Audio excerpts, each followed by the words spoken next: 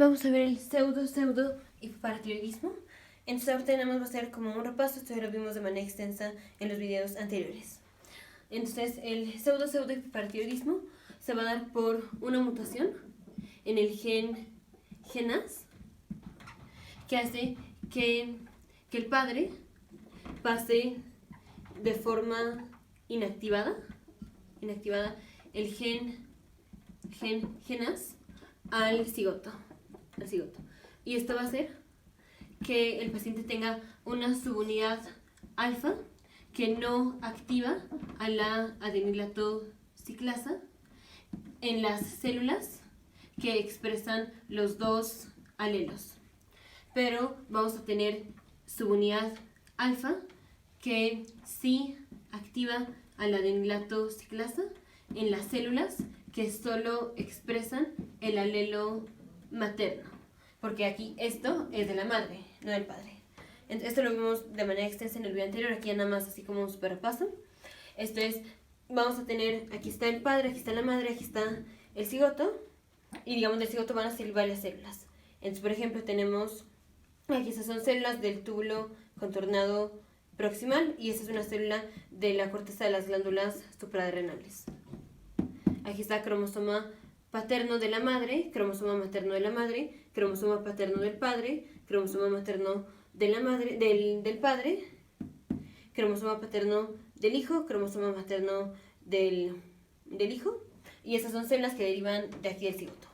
Entonces, lo que tenga aquí el cigoto va a ser lo mismo que tienen estas células. Aquí dijimos, lo normal es la madre y el padre tienen que pasar de forma activa el gen GNAS. Les dijimos, ese pedacito va a ser el gen GNAS para cada uno. El gen GNAS. La madre se lo va a pasar normal, se lo va a pasar de forma activada. Y lo normal es que el padre también se lo pase de forma activada. Entonces vamos a tener un tipo de células que son estas, que expresan los dos alelos, o sea, los dos genes, el materno y el paterno, los expresan. Esto es, llega la RNA polimerasa y puede leer el gen materno o el gen paterno y se produce un RNA, y eso va a terminar en la síntesis de proteínas, específicamente en la síntesis de la proteína que es la subunidad alfa. Más adelante repasamos esto de la subunidad alfa. Pero para que el paciente tenga un fenotipo normal es que no tenga la osteodistrofia de Albright. Se necesita que estas células expresen los dos alelos y que los alelos estén bien. Ahora, para que el paciente no tenga resistencia a la paratormona, se necesita que células que responden a la paratormona, como son las células del túbulo contornado proximal, expresen solamente el alelo materno y que el alelo materno esté bien. Entonces, esto nos lleva a que lo normal es que en el gen GNAS del padre se pone un grupo metil. Entonces, lo normal es que hay unas células que expresan los dos alelos, materno y paterno, y hay células que expresan solamente el alelo materno, y al alelo paterno se le pega un metil, haciendo inactivación del alelo paterno. Entonces, la RNA polimerasa solo puede leer el gen GNAS materno. Produce un RNA, se produce una subunidad alfa, pero esa subunidad alfa viene del gen materno, no del gen paterno, porque está inactivado el gen paterno y ya no se puede leer. Esto es normal. Eso es normal. Ahora aquí lo que pasa es el padre le va a pasar al cigoto el gen GNAS de forma inactivada. Entonces aquí que es el cromosoma que el padre le pasa al hijo, va a estar metilado.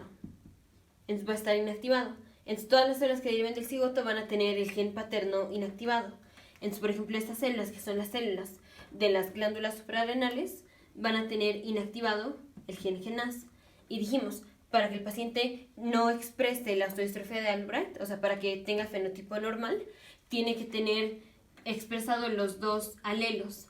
Aquí, si tenemos metilación del alelo paterno, ya solamente se va a expresar el alelo materno. Y entonces el paciente se va a presentar con la osteodistrofia de Albright. Ahorita vemos cómo se presenta la osteodistrofia de Albright. Y aquí el gen paterno también va a estar inactivado, pero en estas células no pasa nada, porque estas células ya de por sí, de todos modos, esté inactivado o no el gen paterno, estas células lo iban a inactivar. esas células lo iban a inactivar. Entonces, esté inactivado o no el gen paterno cuando se le pasa al cigoto, esas células lo van a inactivar. Y entonces esas células no les pasa nada porque lo que importa es que estas células solamente expresen el alelo materno. Y aquí el alelo materno está normal. Entonces, el paciente va a tener osteodistrofia de Albright porque vamos a tener, aquí ya no se puede leer el gen paterno, entonces ya no se puede producir la subunidad alfa y entonces no activa la adenilato ciclasa. Por el del padre, el de la madre sí, pero dijimos en estas células se necesitan los dos alelos. Entonces, por esta vía, subunidad alfa que no activa la adenilato ciclasa, nos referimos a estas células que expresan los dos alelos, y entonces el paciente viene con la osteodistrofia de Albright. Por otro lado, vamos a tener subunidad alfa que sí activa la adenilato ciclasa. Esto va a ser el gen paterno siempre está inactivado en estas células, entonces no pasa nada porque el gen materno está activado, produce un RNA que se va a ir a la síntesis de proteínas, se produce una subunidad alfa y esa subunidad alfa sí activa a la adenilato ciclasa. Entonces el paciente no viene con resistencia a la paratormona, pero viene con la osteodistrofia de Albright. Entonces ya vimos por qué es esto.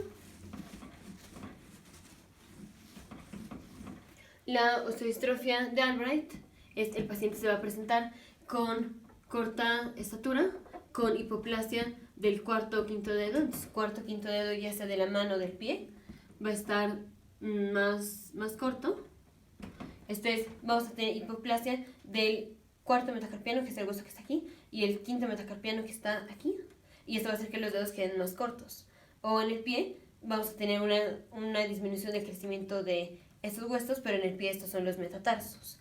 Entonces, cuarto y quinto metatarsos van a estar más cortos y entonces los dedos van a estar más cortos. El paciente también puede tener obesidad. El paciente va a tener braquidactilia, va a tener retraso mental y va a tener osificaciones y calcificaciones subcutáneas. Esa es la osteodistrofia de Albright.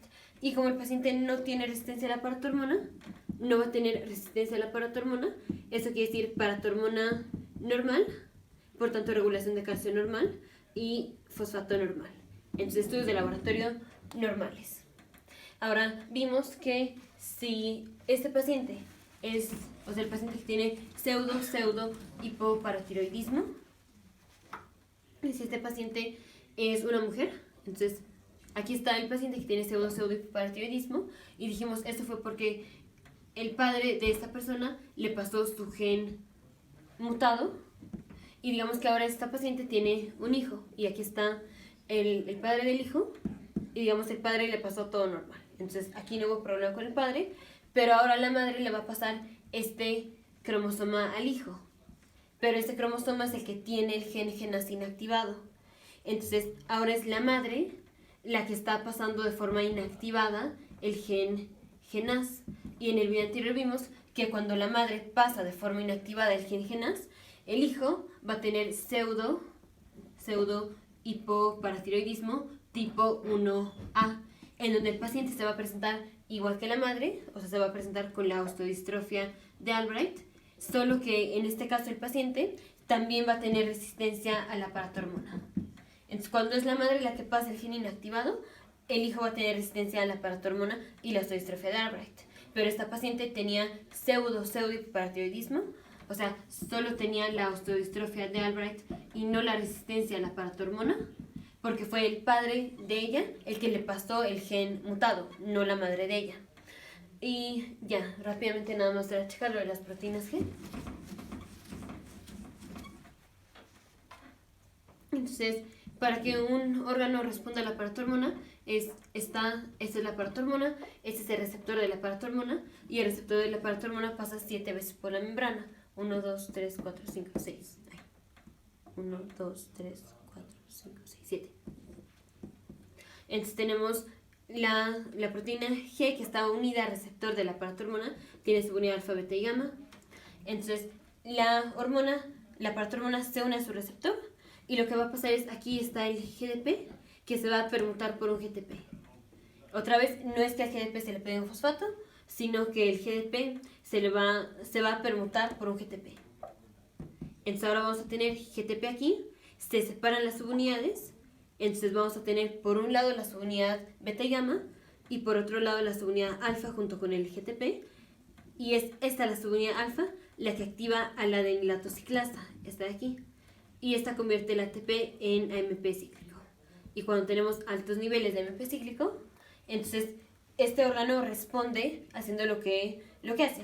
Si esta es una célula del túbulo contornado proximal, cuando llega la paratormona, que finalmente la subunidad alfa es la que activa la adenilato ciclasa, la respuesta es, a través del aumento del AMP cíclico, se va a excretar el fosfato. Entonces, eso nada más era para ver que el gen GNAS, esto es cuando, aquí está el núcleo, aquí está el DNA, cuando llega la RNA polimerasa y lee el gen GNAS, se produce un RNA, este RNA se va al citoplasma y se hace la síntesis de proteínas, y la proteína que se produce es la subunidad alfa. Entonces, el pseudo-hipoparatiroidismo es una mutación que va a hacer que el gen GNAS, el padre se lo pase de forma inactivada al hijo. Y entonces el paciente se va a presentar con osteodistrofia de Albright, que es corta estatura, hipoplasia del cuarto o quinto dedo. El paciente va a tener obesidad, va a tener retraso mental, pero no va a tener la resistencia a la paratormona, entonces paratormona, calcio y fosfato normales. Esto es porque las células que expresan los dos alelos sí van a estar afectadas y por tanto el paciente va a tener osteodistrofia de Albright. Pero las células que solo expresan el alelo materno no se van a ver afectadas y por eso el paciente no va a venir con la resistencia a la paratormona, porque principalmente los órganos que responden a la paratormona son los órganos que solo expresan el alelo materno.